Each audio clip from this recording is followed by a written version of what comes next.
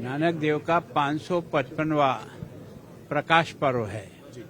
और मैं सोचता हूं कि उन्होंने जिस तरह से समाज को छोटी छोटी बातें सिखा करके धर्म के प्रति, अपने कर्तव्य के प्रति, अपने काम करने के तरीके के प्रति छोटी छोटी बातों से समझाने का प्रयास किया है।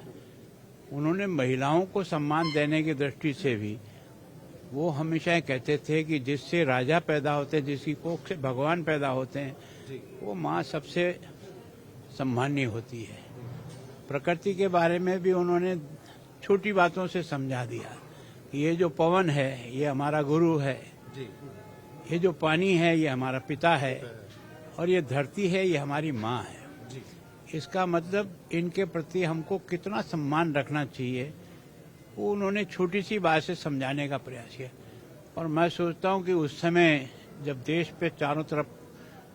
समाज में इतने विघटनकारी तत्व बैठे थे, छुआछूत था, असमानता थी, उन छोटी छोटी बातें संगत और पंगत दो बातों से उसने समाज को जोड़ दिया। तो वास्तव में आज उनका जन्मदिन और प्रकाश पर्व के रूप में हम ही नहीं मनाते हैं, दुनिया के अधिकांश देश भी इस पर्व को मनाते हैं। जिन्होंने इस पंथ की स्थापना की और जो एक तरह से परिवार में रहते हुए भी एक तरह अपने आप को किस तरह से उठाता है कि वो इतना एक महान व्यक्ति और प्रभु का एक तरह से दर्शन करने का सौभाग्य उसको मिल जाता है। जैसे फलसफे पे लगता है कि लोगों को चलने की जरूरत है, जो गुरु नानक साहब देखो मैं सोचता हूँ कि उसी से ये यात्रा ये 550 वर्षों तक चलकर यहाँ तक आ गई। वो छोटी छोटी बातें जो लोग जीवन में अपनाएंगे तो मैं सोचता हूँ आपस में क्लेश होगा ही नहीं। समानता को उन्होंने समझाने का प्रयास किया कि हम सब बराबर हैं, हम सब में भगवान का वही अंश है जो हम जब सोचते हैं। तो एक तरह से उन्होंने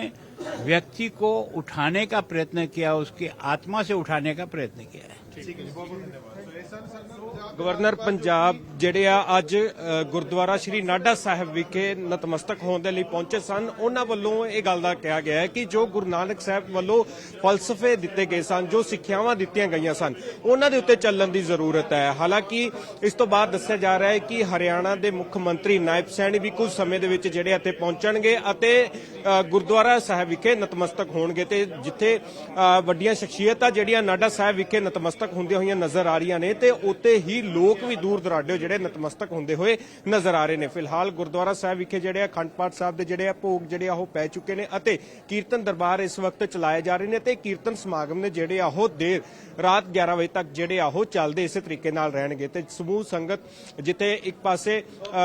ਗੁਰੂ ਨਾਨਕ ਸਾਹਿਬ ਦਾ ਜਿਹੜਾ ਗੁਰਪੁਰਬ ਮਨਾ ਰਹੀ ਹੈ ਤੇ ਉੱਥੇ ਹੀ ਨਾਢਾ ਸਾਹਿਬ ਦੇ ਵਿੱਚ